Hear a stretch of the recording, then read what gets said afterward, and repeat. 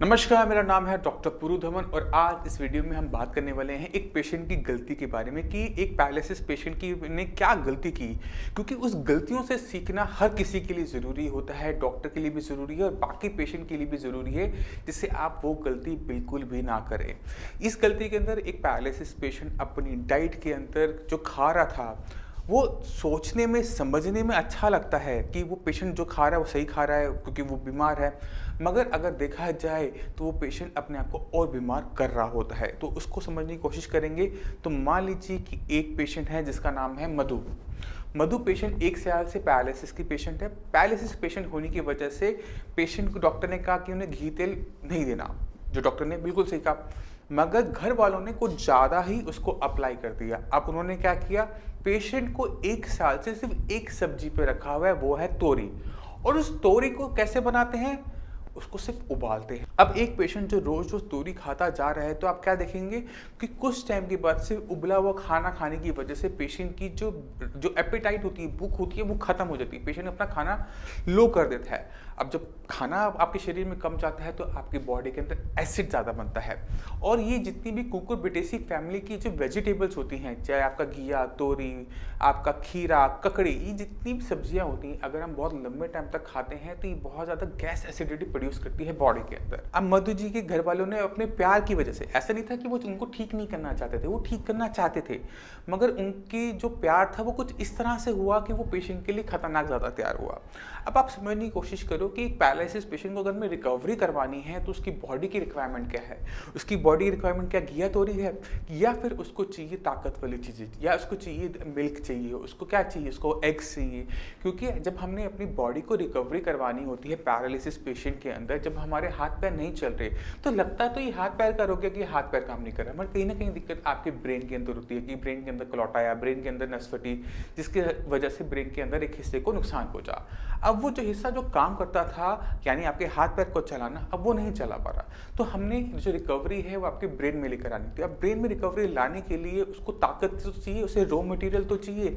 अगर उसने अपनी बॉडी के अंदर प्रोग्रेस करनी है, कुछ डेवलपमेंट करनी है, तो प्रोटीन बहुत इंपॉर्टेंट है। क्योंकि प्रोटीन जब तक बॉडी में नहीं जाएगा तब तक कुछ नहीं हो पाता, ना इंजाइम्स बन पाते हैं, ना अमीनो एसिड्स बन पाते हैं, ना बॉडी की डेवलपमेंट हो पाती है। अब एक पेशेंट जो सिर्फ तोरी खा रहा है, उसमें कहीं प्रोटीन तो है नहीं, और इसकी वजह से पेशेंट के अंदर इंप्रूवमेंट लंबे टाइम से, साई संजीवनी की ट्रीटमेंट से पहले से ही काफ़ी लंबे टाइम से नहीं आई थी, और डे बाई डे कंडीशन उनकी खराब होती जा रही थी। अब जब पेशेंट को हमने मेडिसिन स्टार्ट की, अब पेशेंट ने जब मेडिसिन स्टार्ट की, डाइट वही की वही, आपने सिर्फ अपना खा रहे हो तोरी। अब पेशेंट को एसिडिटी भी है, गैस भी है, उसके साथ दवाइयाँ, और वो भी पैरालिसिस की दवाइयाँ। पेशेंट को एसिडिटी की दिक्कत होनी शुरू हुई, गला जलने लगा, मुंह में थोड़ी सी झाग आने लगी। अब घर वाले तो डर जाएंगे, मगर आपको इस बात को समझना है कि आपने ये गलतियां नहीं करनी, क्योंकि ये गलती जो मधु जी के घर वालों ने की, ये आपने अपने पेशेंट के साथ नहीं करनी। जब भी ये पैरालिसिस के पेशेंट को खाना देते हैं तो वो ज़्यादा ताकत वाला होना चाहिए, उसको ईजिली डाइजेस्टेबल होना चाहिए और ताकत वाला होना चाहिए। तो खाने के अंदर कुछ चीज़ों का होना बहुत ज़्यादा ज़रूरी है। सबसे ज़रूरी है मिल्क, दूध, क्योंकि दूध एक ऐसा खाना माना जाता है जो कंप्लीट फूड होता है, बॉडी को बहुत तेज़ी से ताकत देता है, आराम से डाइजेस्ट होता है। तो अगर आपको मिल्क बहुत आराम से डाइजेस्ट हो जाता है, लूज मोशंस नहीं होती, तो मिल्क का कंजम्पशन ज़रूर कीजिए। दूसरी इंपॉर्टेंट चीज़ें होती हैं दालें, क्योंकि दाल एक ऐसी चीज़ है, और खासकर मूंग की दाल, जो बहुत आराम से डाइजेस्ट हो जाती है, प्रोटीन का सोर्स बहुत अच्छा है, बॉडी को बहुत ज़्यादा अच्छी तरीके से एनर्जी देती है। अगर किसी को बुखार भी है तो भी दाल, और वो भी मूंग की, डाइजेस्ट हो जाती है। इसी वजह से खाने के अंदर मूंग की दाल को ज़रूर रखिए, उसको आप बदलते रहिए। आप ये नहीं कि सिर्फ मूंग की दाल देनी है, आप बाकी दालें भी दे सकते हैं, चाहे चने की दाल है, चाहे वो मसूर की दाल है, सारी दालें आप पेशेंट को दे सकते हैं। मगर दालों का होना एक पैरालिसिस पेशेंट की डाइट के अंदर बहुत ज़्यादा कंपलसरी होता है। आप उसमें घी मत डालिए, आप उसके अंदर इसको तड़का मत लगाइए, मगर दालों को ज़रूर रखिए डाइट के अंदर, ये बहुत ज़रूरी है। इसके साथ साथ जो वेजिटेबल्स होती हैं वो भी बहुत ज़्यादा ज़रूरी हैं।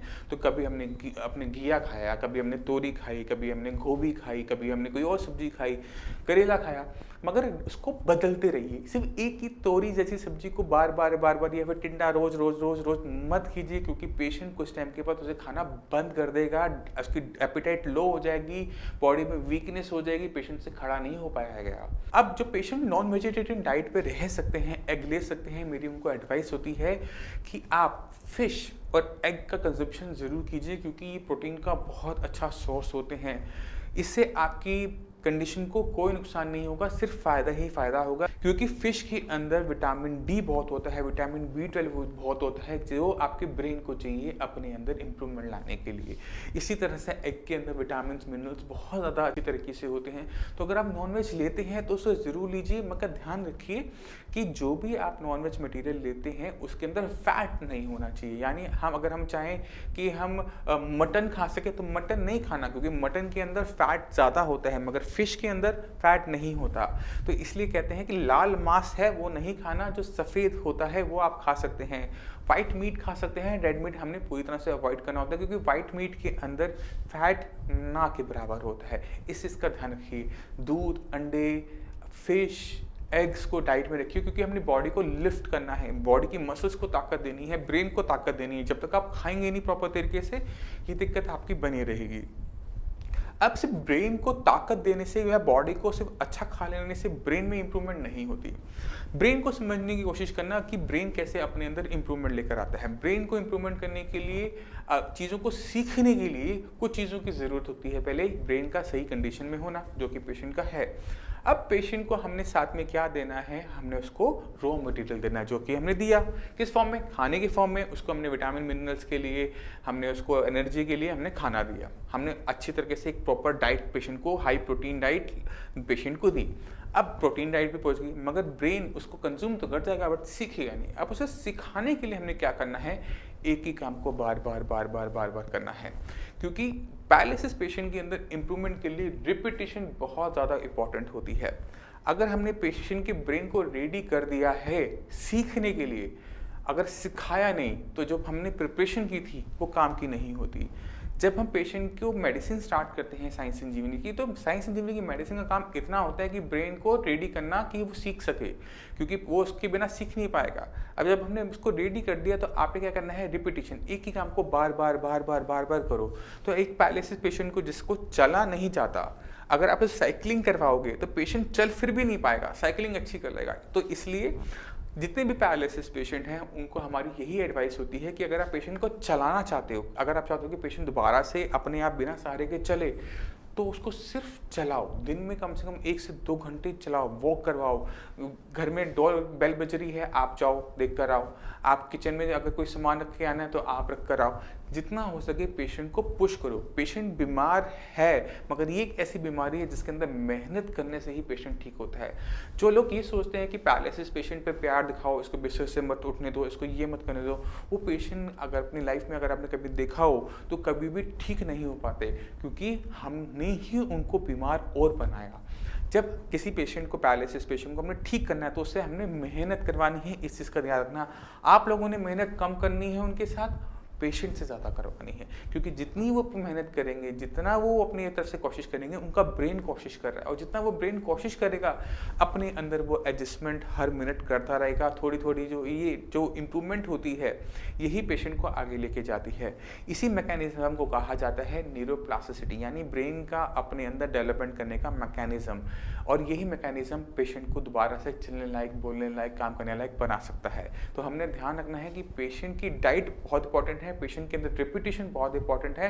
इन दोनों चीज़ों को साइंस इंजीनियरिंग की ट्रीटमेंट के साथ करना बहुत ज़्यादा ज़रूरी है।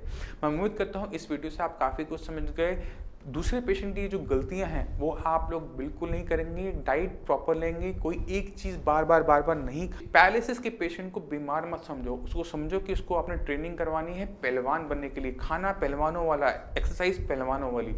जिस दिन ये सब आप सीख गए, जिस दिन आपने इस बात को समझ लिया और करना शुरू कर दिया, पेशेंट के अंदर इंप्रूवमेंट आपको एक ही महीने में दिखनी शुरू हो जाएगी। इसलिए जब भी कोई साइंस इंजीनियरिंग में जुड़ता है तो हम पहले कहते हैं आपने मेडिसिन स्टार्ट करने से पहले अपनी वीडियो बनानी है, और उसके बाद 1 महीने बाद दोबारा से वीडियो बनानी है। दोनों वीडियो को साथ साथ चला के देख लो कि पेशेंट पहले कैसे चलता था, अब कैसे चलता है। जब आपको अपने पेशेंट के अंदर इंप्रूवमेंट नजर आएगी, आप अपने आप समझ जाओगे कि जो पिछले महीने में आपने अब तक किया, सही किया या गलत किया।